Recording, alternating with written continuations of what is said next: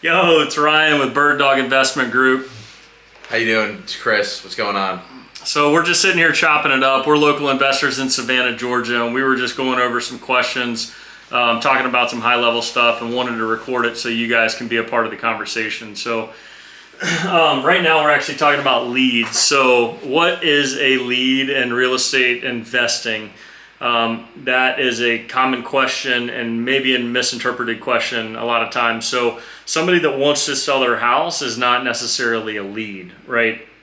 It could be a lead for a realtor, but not for an investor. So there's definitely criteria that we have to break down to make sure that we have a qualified lead.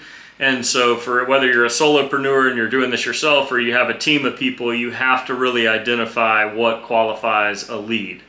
So out of those criteria, there's really some basic fundamentals that are going to be required for that lead to qualify to be an investment. At the end of the day, we're looking for 40 to 50% of actual current value.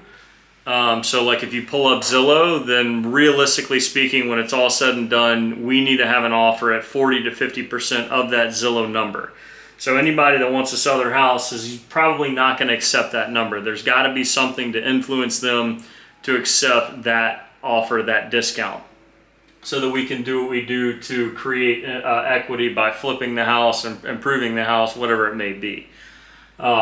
So Chris, I mean, in your experience, what have you seen as a couple of like motivators that would influence somebody to sell their house for 40 or 50 cents on the dollar?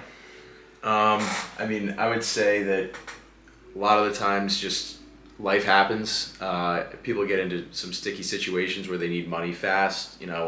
Whether a parent's getting older, they need to, someone got sick, someone got hurt, they need to pay for care. Someone gets laid off from their job and they can't afford their house anymore.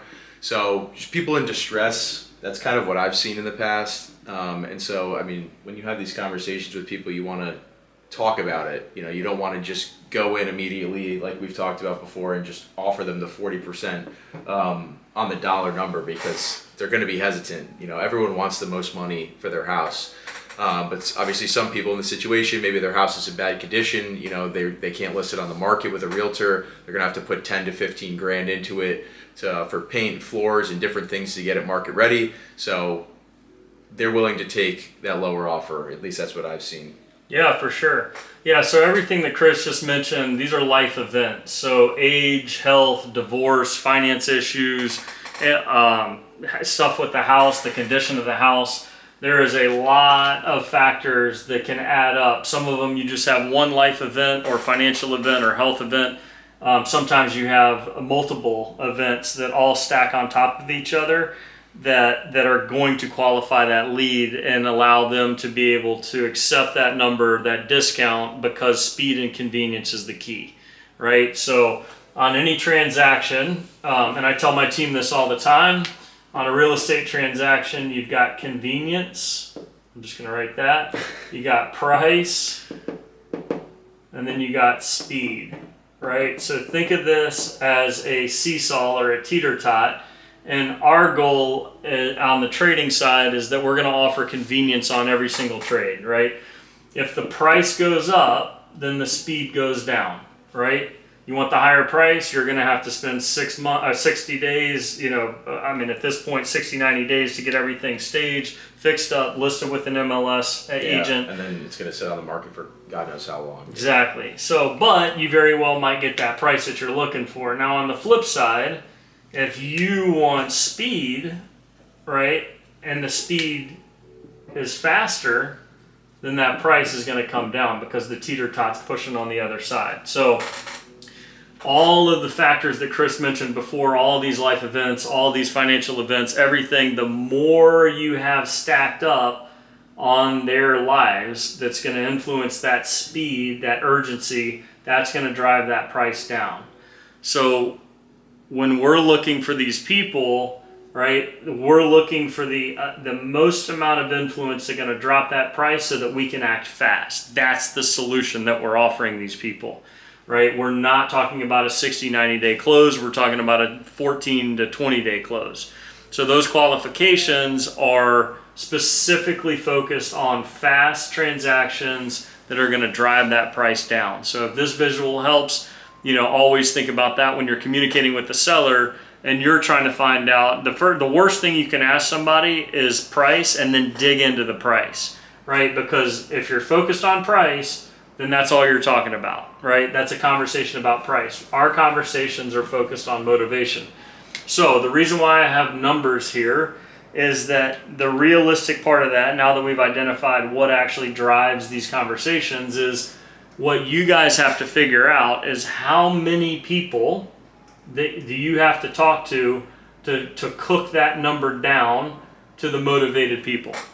And then out of those motivated people, how many are going to end up into a contract, right? So here's your stepping stone here, and the funnel funnels down to contracts. So I might have to talk to 100,000 people to get 400 qualified people in my system to get 12.68 contracts. I may or may not have that number in my system, right? So reverse engineering that, how do I talk to 100,000 people? Well, if there's only 168,000 people in your market, you should probably expand out into different markets. That's all this is a law of averages numbers game. So all you're trying to do is find the needle in the rough, right? The one person out of how many that's going to have enough motivation on that seesaw to drive the price down because you can offer a fast trade. And then out of those 100,000, you talk to 400. Out of those 400, you have 12 people sign a contract. Literally, if you overcomplicate that, then you're not playing the game right. Trust me, I did it. I got really creative thinking that I can grab more people out of the 100,000, close more people out of the 400, and get more than 12.68 contracts. It's not how the game works. It's not how the system works. What you're going to find yourself, and what I found myself, that can be a separate video where you and I can talk about how I made mistakes in the last 2 years, is thinking that this math isn't universal, that this law of averages isn't actually a universal law, because it is. You cannot say the right thing to the wrong seller and the wrong thing to the right seller, right? Let that sink in, but this is why. There's only so many people that are going to take 40 or 50 cents on the dollar so that you can build equity and make money as an investor, and this is the math. So I'm not telling you that these numbers are the numbers, but we're basically saying figure out what your numbers are. So Chris, how would you hit up 100,000 people? You got different marketing channels, right? Yeah. So SMS, cold calling, door knocking, anything. And then what you got to do is, if you want to close 25 contracts in a month, then you got to figure out, now the number is 25 contracts. If you're going off this, you got to talk to 200,000 people. You got to qualify 800 people. Boom. If you're going to want to get the 25 contracts for the month. You see what he just did there? That's called reverse engineering. You figure out what your numbers are. Those are KPIs, and then you reverse engineer. So the other thing, exactly what Chris is talking about, how much does one contract equal in dollars?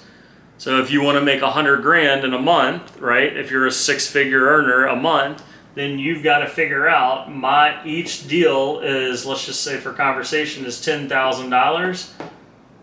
You got to close 10 contracts, right? Out of those 10 contracts, how many people do I need to qualify? How many people do I need to talk to?